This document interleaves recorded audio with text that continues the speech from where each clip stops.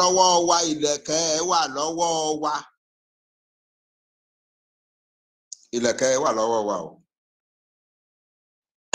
The right to self-determination is the right of every nation in the world. Àwa Yorùbá dẹ̀ ti ń ṣe látọdún kẹta, látọdún kẹrin. Nǹkan tí àwọn alágbára ayé dẹ̀ ní ká ṣe àti ṣe. Wọ́n ní tẹ́ ẹ bá sọ pé ẹ fẹ́ gba òmìnira ara yín, ẹ fẹ́ ṣe self-determination yín, ìyẹn ò fún yín ní right láti cause trouble o. Àwa Yorùbá dẹ̀ sọ láti bẹ̀rẹ̀ nígbà tá a bẹ̀rẹ̀ pé àwa ò ní cause trouble. We are going to do this peacefully. Kan tá a sọ fún gbogbo ayé nìyẹn. Gbogbo àwọn bàbá wa ní Nàìjíríà ló pè mí. The Alafin, the Ooni, the Awujale, the Alake, the Oba of Lagos, the Ewe of Ado Ekiti, the Deji of Akure, the Onogun of Ila. Wọ́n pè mí káàkiri ni pé àwọn ọmọ ẹ̀wọ̀ nǹkan tí àìwá àtàwọn ọmọ ẹlẹ́ǹfẹ́ yìí ṣé kò ní da ogun, ṣé kò ní di ìjà rẹpẹtẹ, ṣé ẹ̀jẹ̀ ò ní ṣàn. Mo dẹ̀ promise wọn ní kọ̀ọ̀kan pé ẹ̀jẹ̀ kankan ò ní ṣàn. I will see to it pé àwọn ọmọ wa ò jà wọn kú, ọmọ wa kankan ò ní kú sí títì torí ọ̀rọ̀ yìí.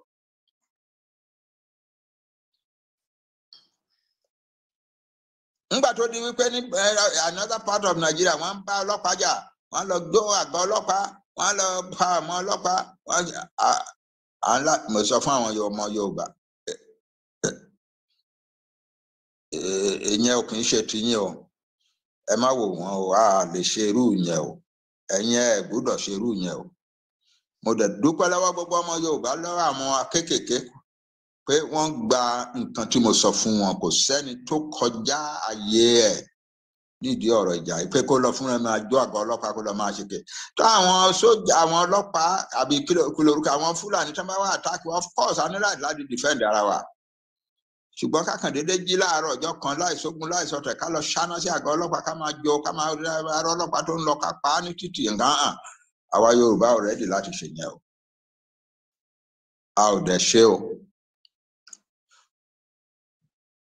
Ńgbà tí àwọn tó lágbára láyé tán wá ń sọ̀rọ̀ sí àwa tá a jẹ́ bí bàbá yín, wọ́n ní okay, mo wá jókòó, mo wá kọ ìwé kan 35 pages láti show wípé àwa Yorùbá peacefully la máa ja ìjà yìí tá máa win ẹ̀. 35 pages. The Yoruba nation choose the noble cause to its noble goal. A manual of the Yoruba self-determination struggle.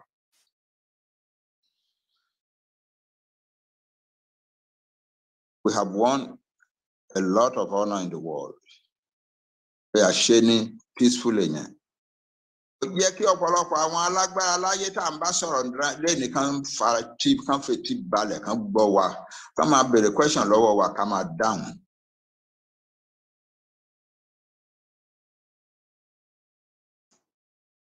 Àwọn ọmọ kan sọ pé bàbá sọ pé ìgbà tá a bá dìbò tán jọ̀wọ́ mo bá yín sọrú ẹ̀. Ìbò náà fẹ́ dì. Àwa Yorùbá dìbò ní Nàìjíríà mọ́ bí Ọlọ́run ti ń bẹ̀. Láyé, we Yoruba are not going to take part in any voting, any election in Yoruba in Nigeria as the Lord liveth. Pé ọ̀rọ̀ election tó dé àwa ti máa lọ. Nǹkan tí mò ń sọ nìyẹn, mi ò yí padà rí.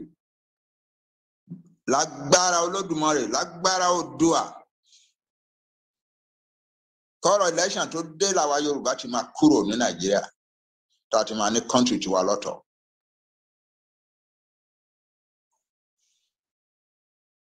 Àwọn ọmọ kan sọ pé mo gbọ́dọ̀ ṣe níjọba ìbáìbà. Ẹ má ṣe bẹ́ẹ̀, wọn kì í ṣọ̀rọ̀. Wọ́n a gbọ́dọ̀ máa sọ fọ́ta pé ìjọba ìlà máa ṣe.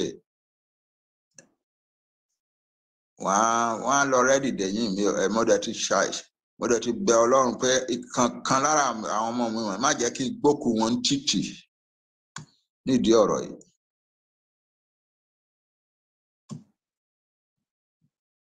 Ẹ gbọ́ ẹ̀yin ọmọ mi. Torí ẹ̀yin ọmọ kéékèèké gan ni mo ṣe ń ja ìjà yìí o, more than anything else. Àánú yín ń ṣe mí. All my adult life, kò síṣẹ́ méjì tí mo ṣe rí ju iṣẹ́ lecturer àti professor. Ẹ̀yin ni mò ń kọ́ o.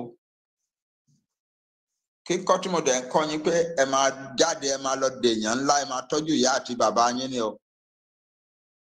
So kò easy fún mi kí n dúró kí n máa wò yín kẹ́ máa wọ́de káàkiri kẹ́ máa níṣẹ́.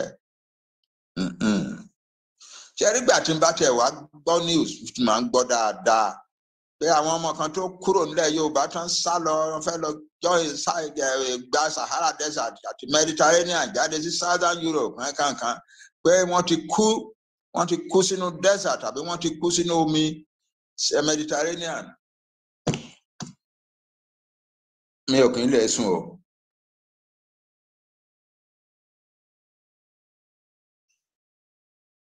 My contribution to human civilization is through teaching young people, and the young people are being wasted. I feel as if I have failed in life, and I want to change it.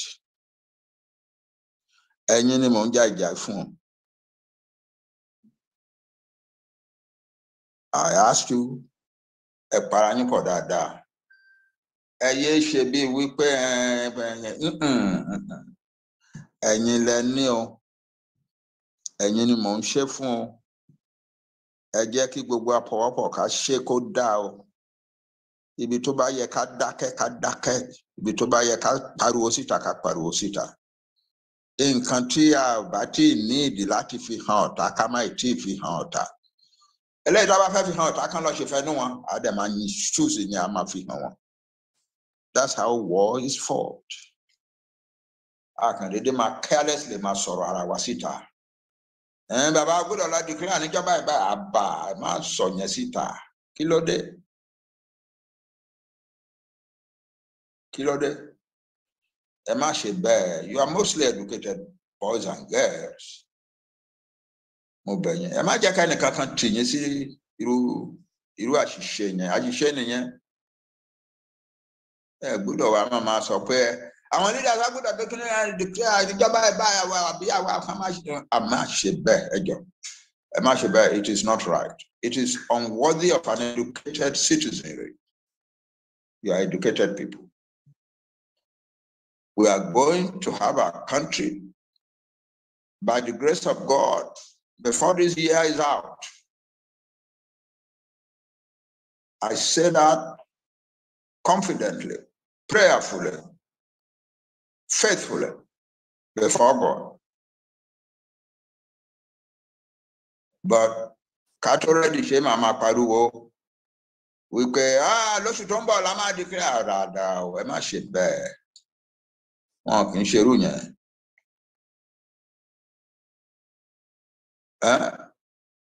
Ó fẹ́ bẹ̀yìn ni. Ẹ má ṣe bẹ́ẹ̀, má jẹ́ kẹ́nikẹ́ni tì yín láti ṣerú ẹ̀.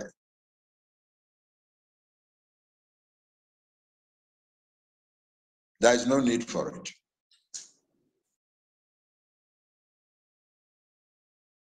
Wọ́n ní ó ká àwọn ọmọdé lára ni mo mọ̀. Àgbàlagbà ò gbọ́dọ̀ máa sọ pé nǹkan káwọn lára. Wọ́n ní inú làgbà yá àgbà òkè yá inú. Àgbàlagbà ò lè máa, àwọn ọmọdé ò lè máa sọ pé kíní yẹn ká wa lára. A gbọ́dọ̀ lọ sóko ká lọ ká ọsàn yẹn ó ti ká wa fẹ́ mú bẹ́ẹ̀ ó ti kán ṣe. Bàbá ò ní join wọn láti pariwo bẹ́ẹ̀, á jókòó sílé á jẹ́ kán lọ ká ọsàn wọn wá. Wọ́n á wá fún lélẹ́yìí tó bá tọ́ sí bẹ́ẹ̀. Kò sí nǹkan tí èmi bàbá yín fẹ́ jù pé kí n jókòó kí n wò yín kẹ́ máa ṣèjọba ìlú tiwa lọ́tọ̀. Wow. If God grants me that,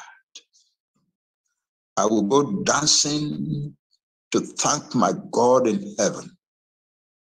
Kí n lè jókòó kí n rí yín kẹ́ máa ṣèjọba ìlú yín lọ́nà tí mo mọ̀ wípé ẹ̀yin ọmọ Yorùbá ẹ lè ṣe. You have the blood of the civilization builder in your veins. You can create a great, beautiful nation in the world. A land of prosperity, power, beauty. A loving, laughing, illuminated family. But we have it in our veins to build such a country, and you will build it. And I want to see you begin to build it before I go to answer my God. So I want it today. I don't want it tomorrow. I want the country today because I'm an old man and it's difficult to predict what will happen to an old person. So I am more anxious than you are. I am more eager than you are. First of secret in your phone, I want to see you ruling your own country. I want to see you ruling your own country. It will be the crowning experience of my life. To stand or to sit in front of my television in my house and watch you swear in a Yoruba prime minister and Yoruba ministers and set up powerful institutions to lead our Yoruba to greatness and prosperity in the world. Ooh, I can't wait for it. So Kenny Kankamaro came already duro fun Kenny. I want it today. I don't want it tomorrow. I want it today. I want it to happen today. It's just that some things must be done. We must do certain things. Uncle Kane, East Timor, ara Indonesia ni wọ́n tẹ́lẹ̀. Ọpẹ́ tán ti sọ pé àwọn fẹ́ self-determination wọn tí àwọn Indonesian army á lọ máa attack wọn rẹpẹtẹ náà. Ìjọ tó Ọlọ́run máa ṣe. Ìkankan lára wa ò ní kúkú Ọlọ́run tó ṣe lè tiwa fún wa o. Ìjọ tó Ọlọ́run máa ṣe. A neighboring country, Australia, wọ́n lọ bá Indonesia, the powerful country, tó ń fi ìyà jẹ àwọn ará Timor-Leste. Àmì wọn máa wá ní wọn jẹ. Wọ́n wá sọ fún wọn pé Indonesia, ẹ jẹ́ káwọn wọ̀nyí ṣe referendum wọn kán máa lọ. Ó kẹ́tẹ̀ ti wà lẹ́nu kínní, ó tó kẹ́dẹ̀ bring it to an end. Nǹkan tó Ọlọ́run bá máa ṣe á ṣe nǹkan ẹ̀ o. Indonesia dẹ̀gbà sí nǹkan àwọn dẹ̀gbà nǹkan tí Australia wá sọ yẹn, tí Prime Minister Australia wá sọ. Wọ́n dẹ̀ ní ókè kán lọ ṣe referendum wọn. Wọ́n dẹ̀ ṣe referendum wọn. Wọ́n dẹ̀ di sovereign separate country immediately. It can happen. You must not limit God. God is limitless.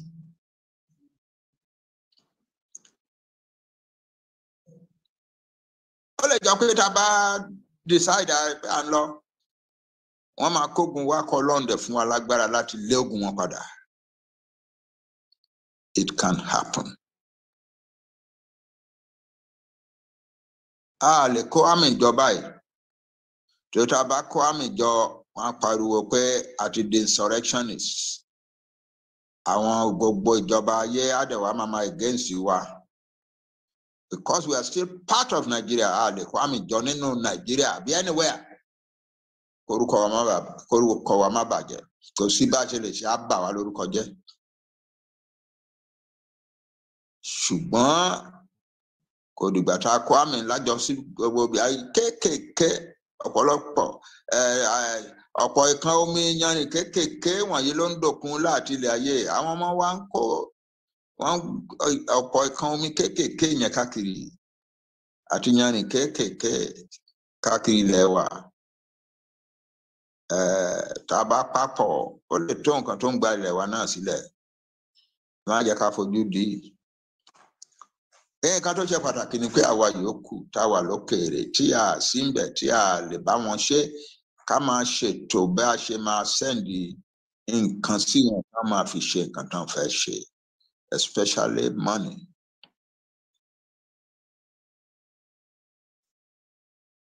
Àbádẹ fẹ́ sẹ́ndì owó sí wọn ẹ má jẹ́ ká fi òṣò ní yàtàyàtà tá à ń ṣe tẹ́lẹ̀ tí èèyàn kan jókòó síbi kan máa ṣe GoFundMe tí wọ́n máa kówó fún tí a ní gbúrò ẹ̀ mọ́ ẹ má jẹ́ ká ṣe irú yẹn ẹ organize ara yín dáadáa. Organization kọ̀ọ̀kan organize ara yín dáadáa kẹ́ dáwọ́ kẹ́ sọ pé this is for our people, our boys and girls resisting Fulani aggression back home.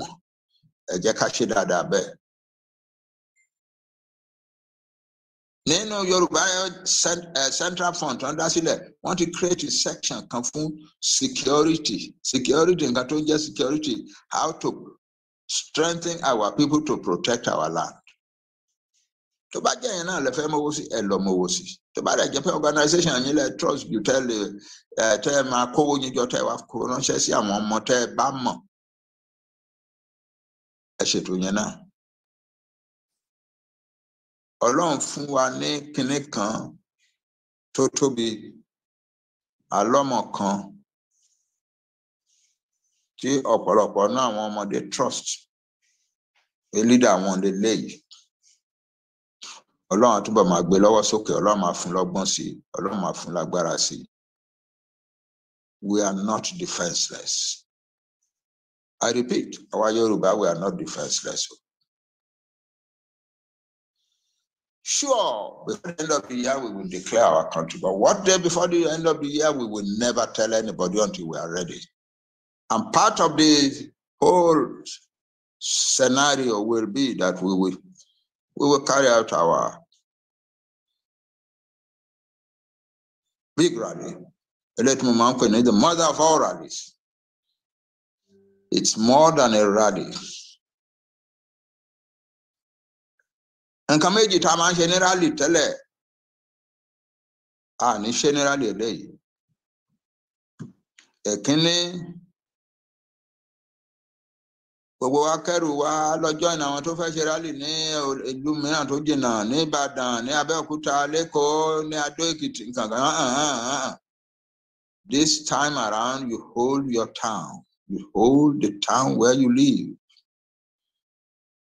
When it is time to rally, you go into the streets and you hold the streets of your town. That's it. Káwá wo ẹni tó máa wá kógun wá, tó máa rán sójà wá, pé kán wá máa yìnbọn sí wa níbi tá a bá gba títì wa lọ rẹ́rẹ́rẹ́rẹ́ tá a fún mọ́tò kankan láyè láti rìn for 2, 3, 4, 5 days.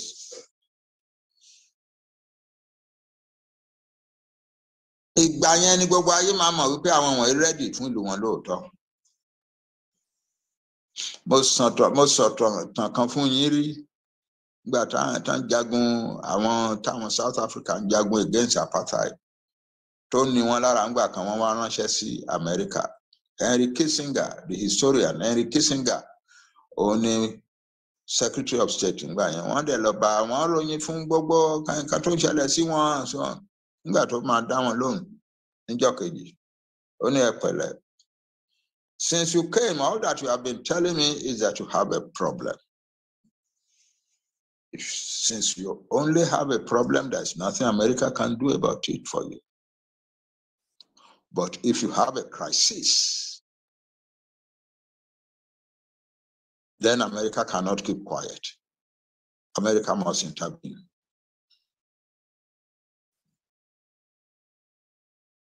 Gbogbo pé à ń káàkiri wọ́n fi yà jẹ wá, wọ́n pa ilẹ̀ wa, wọ́n fẹ́ gba gbogbo ilẹ̀ wa, wọ́n ti sọ pé ilẹ̀ wa pé àwọn máa pa wá ní, wọ́n wà lórí oko wa, wọ́n rape àwọn ìyàwó wa, àwọn ẹ̀gbọ́n wa, wọ́n pa àwọn farmers wa, wọ́n ṣe gbogbo. Tá a bá sọ tán, those are our problems. Ó dìjọ́ tá a bá dìde pé a ò gbà mọ́. Tá a gba ìlú wa, gbogbo ìlú ilẹ̀ Yorùbá pátá for 2 or 3 days. That is a crisis. And the world will intervene. And that's where our freedom is hidden. Freedom will come. That's why we will get it.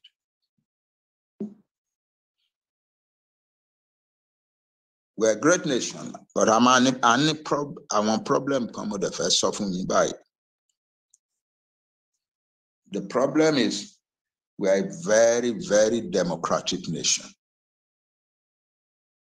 Yoruba can't count me. Fair come out sure, come out feel low. I be quick on my saucy. That's a democratic state. We respect ourselves. The Yoruba person respects himself or his or herself. But Emma Jackie, what do you alone now? Can't share you. But don't let them Buddha sort me. I can.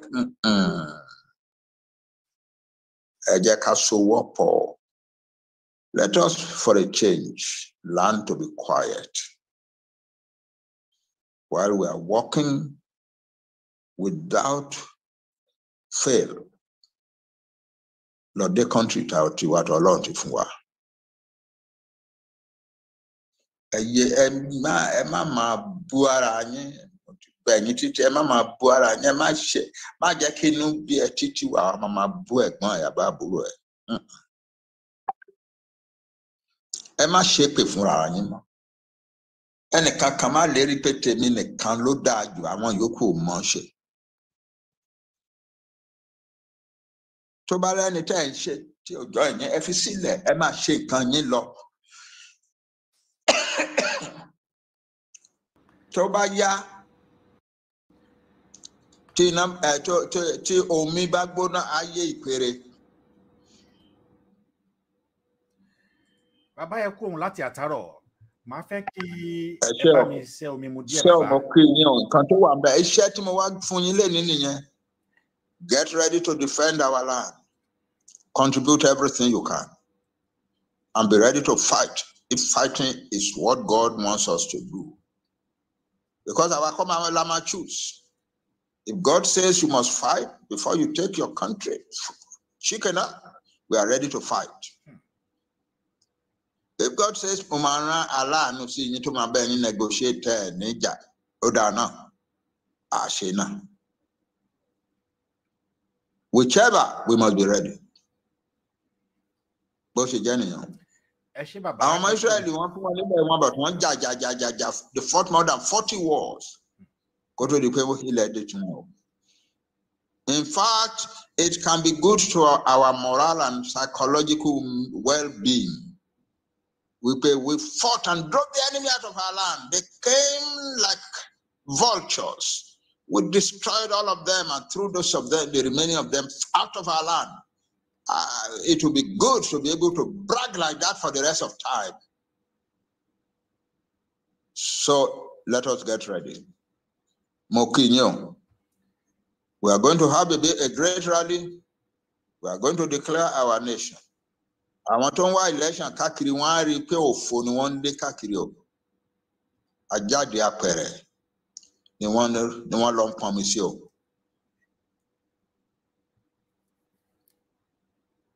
Ó sì lè dùn lẹ́nu wọn báyìí. Election bọ̀. So láìpẹ́ jọjọ wọ́n á rí wípé òfò ni wọ́n ń lé káàkiri òfò pátápátá. And that the place to be is with their own people. That's all. In the struggle for their own country. Thank you very much.